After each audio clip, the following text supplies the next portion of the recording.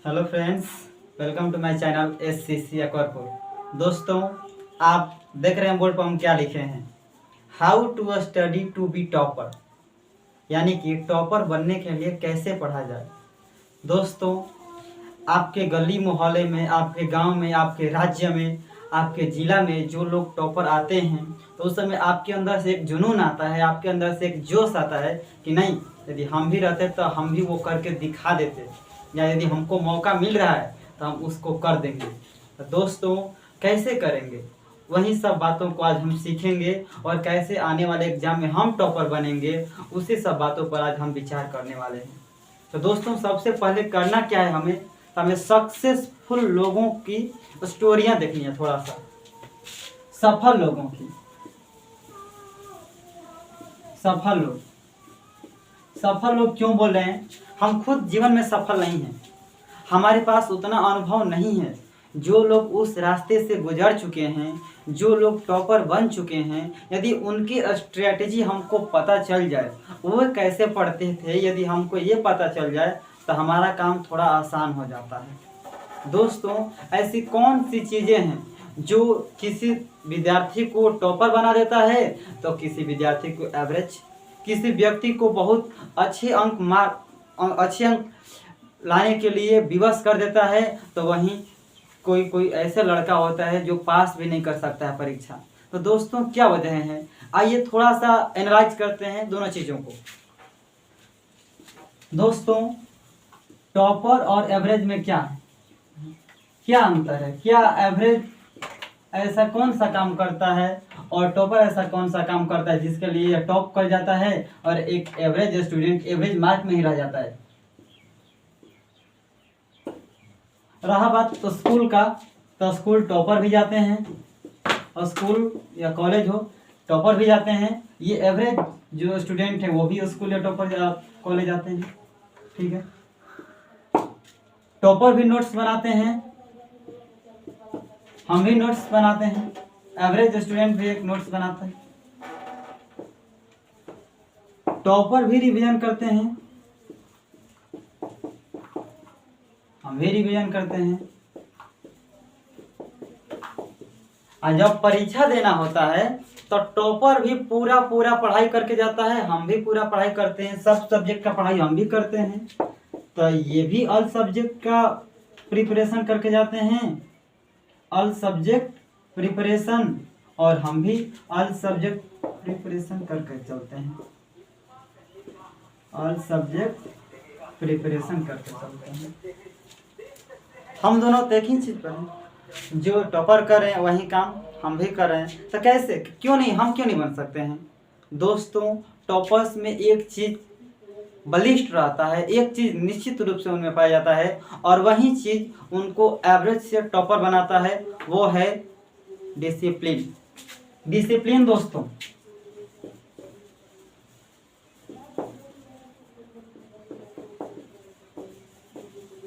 Discipline का meaning गलत हो सकता है, लेकिन आप समझिए, डिसिप्लिन का मतलब होता है अनुशासन। दोस्त, यदि हमारे पास अनुशासन है तो हम उस महानतम लक्ष्य को भी हासिल कर सकते हैं जो हमें असंभव दिख रहा है, जो हमें असंभव लग रहा है, उसको हम चुटकी में हल करने के लिए अनुशासन का सहारा ले सकते हैं। जैसे यदि इस घेरा को हम अपना जिंदगी मान ले, अपना लक्ष्य मान ले, ये इसमें है हमारा लक्ष्य, उस लक्ष्य को पाने का हमारे पास है जुनून, उस लक्ष्य के लिए हमारे पास है प्लानिंग, इस लक्ष्य को पाने के लिए है हमारे पास टैलेंट, इंग्लिश में लिख दे रहे हैं, ठीक। इस लक्ष्य को पाने के लिए हमारे पास है will power, POWER, will power. लेकिन यदि हमारे पास डिसिप्लिन नहीं है, इन सब के केंद्र में है डिसिप्लिन।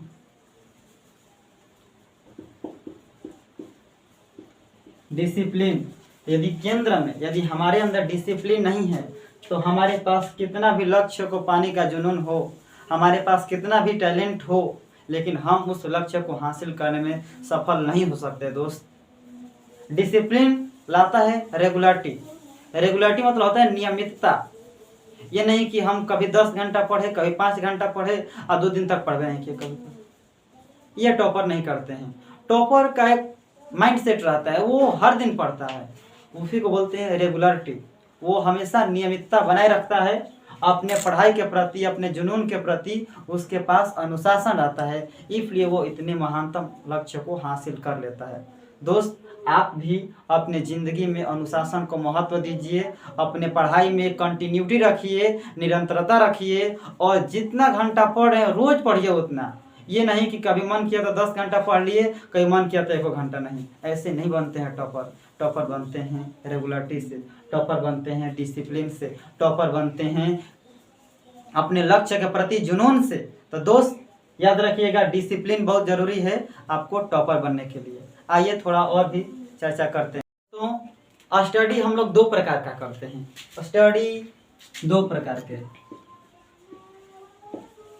कौन 2 प्रकार? एक होता है सपोर्ट स्टडी, सपोर्ट स्टडी, और एक होता है सेल्फ स्टडी।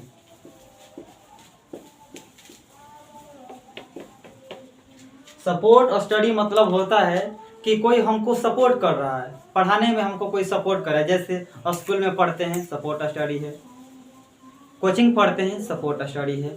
लेकिन सेल्फ स्टडी, सेल्फ मतलब होता है अपने आप से पढ़ने वाला, अपने आप के द्वारा जो हम पढ़ रहे हैं उसको बोलते हैं सेल्फ स्टडी।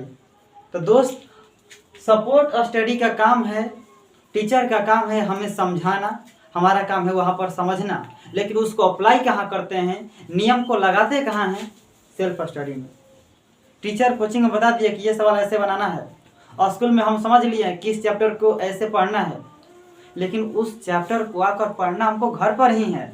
तो यदि केवल हम सपोर्ट स्टडी कर रहे हैं, सेल्फ स्टडी नहीं कर रहे हैं, तो ये हमारी सबसे वीक पावर है और इसको हमें जल्द ही बदलना पड़ेगा। दोस्तों, सेल्फ स्टडी बहुत महत्वपूर्ण है। आप स्कूल में पढ़ते हैं, आप कोचिंग में पढ़ने जाते हैं, लेकिन आप नोट्स बनाते हैं घर पर, आप होमवर्क बनाते हैं घर पर। तो यदि आप होमवर्क के लिए टाइम नहीं देंगे, आप नोट्स के लिए टाइम नहीं देंगे, आप रिवीजन के लिए टाइम नहीं देंगे, कब याद करेंगे? याद कब होगा? यही दोस्त, जो टॉपर बनते हैं ना, वो सपोर्ट स्टडी थोड़ा कम और सेल्फ स्टडी ज़्यादा करते हैं। तो आप भी ध्यान दीजिएगा। नहीं, सपोर्ट स्टडी मैं नहीं कर रहा हूँ कि मत कीजिए, सपोर्ट स्टडी कीजिए, लेकिन सेल्फ स्टडी पर ज़्यादा समय दीजिए। ठीक, सेल्फ स्टडी में हम लोग नोट्स बनाते हैं। यदि हम नोट्स नहीं बनाएंगे, हम रिवीजन नहीं करेंगे, तो सपोर्ट स्टडी हमको कितना भी मिले, स्कूल में कितना ही पढ़ाया जाए, कोचिंग में कितना भी पढ़ाया जाए, लेकिन हम उस काबिलियत से हासिल नहीं कर सकेंगे। अच्छा, ठीक है।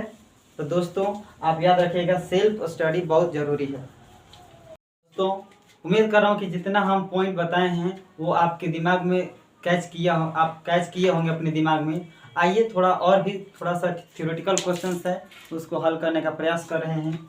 दोस्त, मैट्रिक एग्जाम हो, चाहे इंटर का हो, चाहे उसके नीचे के लेवल का कोई भी एग्जाम हो, हमको केवल एक पेपर नहीं देना होता है।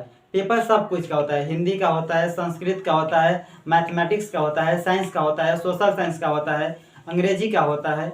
हाँ, तो यदि हम एक विषय पर ज़्यादा फोकस करेंगे और विषय को छोड़ देंगे तो हम उतना अंक हासिल नहीं कर पाएंगे, अच्छा मार्क्स हासिल नहीं कर पाएंगे। तो इसके लिए करना क्या होता है? बैलेंस्ड अप्रोच रखना होता है।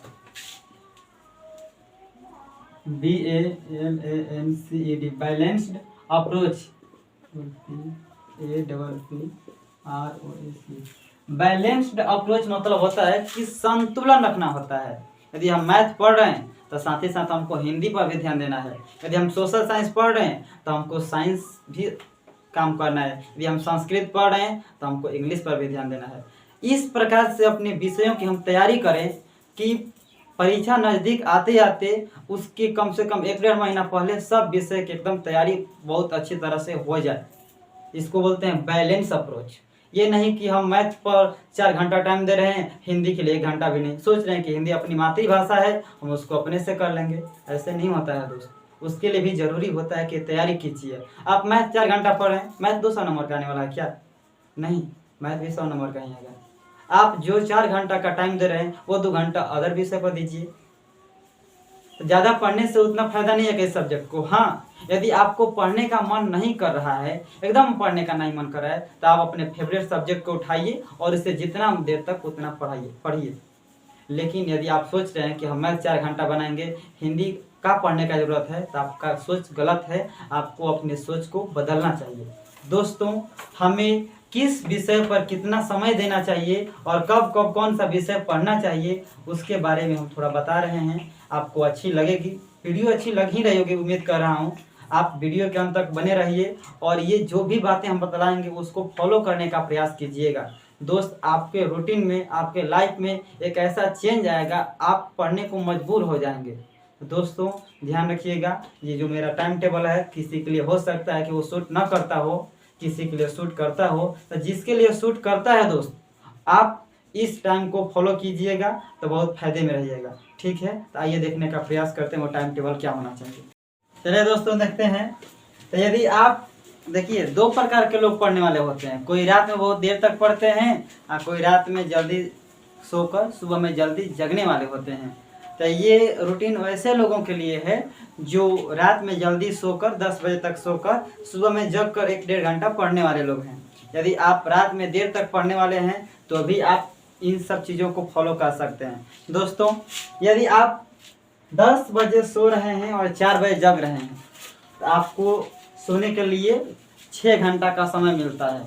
ऐसा नहीं कि हर दिन हमें पढ़ाई ही करना है, सोना भी बहुत ज़रूरी है। यदि हम नहीं सोएंगे तो जो चीज़ भी हम पढ़े रहेंगे वो सब भूलने लगेंगे। दोस्तों, सोना बहुत ज़रूरी है, इसलिए आप अपने रूटीन में 6 से 7 घंटा का नींद जरूर लीजिएगा। ठीक, देखिए, यदि आप 10 से 4 बजे तक सोते हैं तो आप 4 बजे जगिए और 4 बजे जगने के बाद अपना फ्रेश होइए आधा घंटा तक और 4:30 से 5:30 तक 1 घंटा पढ़िए। कोई भी चीज़ पढ़िए, आप रिमेंबर कीजिए किसी भी चीज़ को, जो चीज़ कोचिंग में दिया गया है, स्कूल में दिया गया है, या आपको लग रहा है कि ये हमको याद करना है, उसको याद कीजिए। ये विषय साइंस भी हो सकता है, सोशल साइंस भी हो सकता है, संस्कृत भी हो सकता है, हिंदी भी हो सकता है। तो आप अपने रिकमेंडेड के हिसाब से सोचिए, देखिए कि आपको क्या पढ़ना चाहिए, क्या रिमेंबर करना चाहिए यहाँ पर। दूसरा, 6 से 7, ये जो आधा घंटा का गैप मिला है, आप उसमें कुछ नाश्ता वास्ता कर सकते हैं। 6 से 7 बजे तक आप साइंस पढ़ सकते हैं और 7 से 8 बजे तक आप मैथ पढ़ सकते हैं। यदि इस टाइम पर आपका कोचिंग है तो आप कोचिंग जाइए, बेहिचक जाइए, इसमें कोई दो राय नहीं। आप कोचिंग कीजिए अपना, बाकी का जो समय आपको दिख रहा है वो करना चाहिए। ठीक है, तो 6 से 7 आप साइंस कर लीजिए, 7 से 8 आप गणित कर लीजिए। ठीक, अब 8 से आप तैयार होइए 9 बजे तक और 9 बजे आप अपना स्कूल चल जाइए, क्योंकि आज स्कूल डेली हो गया है और वो 9 से 3 चल रहा है, 9 बजे वाला टाइम। तो आप स्कूल में अपना समय बिताइए 6 घंटा का।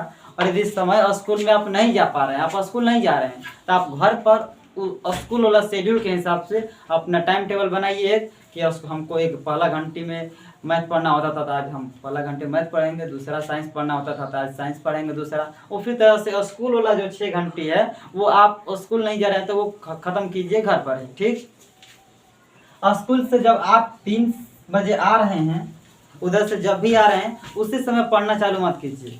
स्कूल से पढ़कर ही आ रहे हैं और फिर पढ़ना चालू कर देंगे तो दोस्तों भूलना चालू हो जाएगा, मन बोरिंग लग जाएगा, पढ़ने में मन ही नहीं करेगा। इसलिए मैं आपको सलाह देता हूं कि आप जब भी स्कूल से आएँ तो 1 घंटा का नींद लीजिए, लाइट स्लीप, मतलब हल्की नींद लीजिए। उसके बाद 4 से 5 1 घंटा आपको पढ़ना होगा। हिंदी या संस्कृत पढ़िए, कोई भी विषय। आप 3 दिन हिंदी पढ़ सकते हैं, 3 दिन संस्कृत पढ़ सकते हैं, या 4 दिन हिंदी 2 दिन संस्कृत पढ़ सकते हैं, या 4 दिन संस्कृत 2 दिन हिंदी पढ़ सकते हैं। कोई भी विषय छोड़ना नहीं है, प्रतिदिन हर विषय का तैयारी करना है, प्रतिदिन, बिना एक दिन छोड़े। ठीक, तो आप 4 से 5 हिंदी या संस्कृत पढ़ लीजिए। आगे 5 से 6 आप घूमिए फिरिए, क्योंकि घूमना फिरना भी, खेलना भी स्वास्थ्य के लिए ज़रूरी है। यदि हम घूमेंगे नहीं, फिरेंगे नहीं तो स्वस्थ कैसे रह पाएंगे। और स्वस्थ शरीर में ही स्वस्थ मस्तिष्क का विकास होता है, ऐसा कहा जाता है। इसलिए आपको आपको खेलकूद में भाग लेना चाहिए। ठीक, तो आप 5 से 6 बजे तक आप खेलकूद में भाग लीजिए और 6:30 से पढ़ने बैठ जाइए। 6:30 से 8 बजे तक आप सोशल साइंस पढ़िए। सोशल साइंस की कोई एक सब्जेक्ट 2-2 दिन का शेड्यूल बना लीजिए कि 2 दिन हम इतिहास पढ़ेंगे, एक पार्ट खत्म कर देंगे। एक दिन में एक पार्ट खत्म कर देंगे, अगला दिन हम भूगोल का पढ़ेंगे। पहला दिन इतिहास का पढ़ेंगे, दूसरा दिन भूगोल का पढ़ेंगे। इस तरह से सोशल साइंस के चारों सब्जेक्ट को आप बांटिए और अपने हिसाब से उसको एक एक चैप्टर खत्म कीजिए। ठीक, आप 8 से 8:30 के बीच आप खाना खाना चाहेंगे तो खा सकते हैं, नहीं तो 10-15 मिनट का ब्रेक लेकर फिर आप 8:30 से 10 बजे तक पढ़ सकते हैं। पढ़िए और उसमें होमवर्क कीजिए, जो आपको कोचिंग में मिला रहता है वर्क, जो आपको स्कूल में मिला रहता है आप उसको कीजिए। और उसके बाद यदि आप यहाँ पर खाना नहीं खाते 8:30 बजे से 8 बजे तो आप खाना खा लीजिए और खाकर सो जाइए। दोस्तों, सोना बहुत ज़रूरी है। यदि हम सोएंगे नहीं, पहले ही बता चुके हैं कि सब चीज़ें भूलने लगेंगे। तो दोस्तों, उम्मीद करता हूं कि आप लोगों को वीडियो बहुत अच्छा लगा होगा।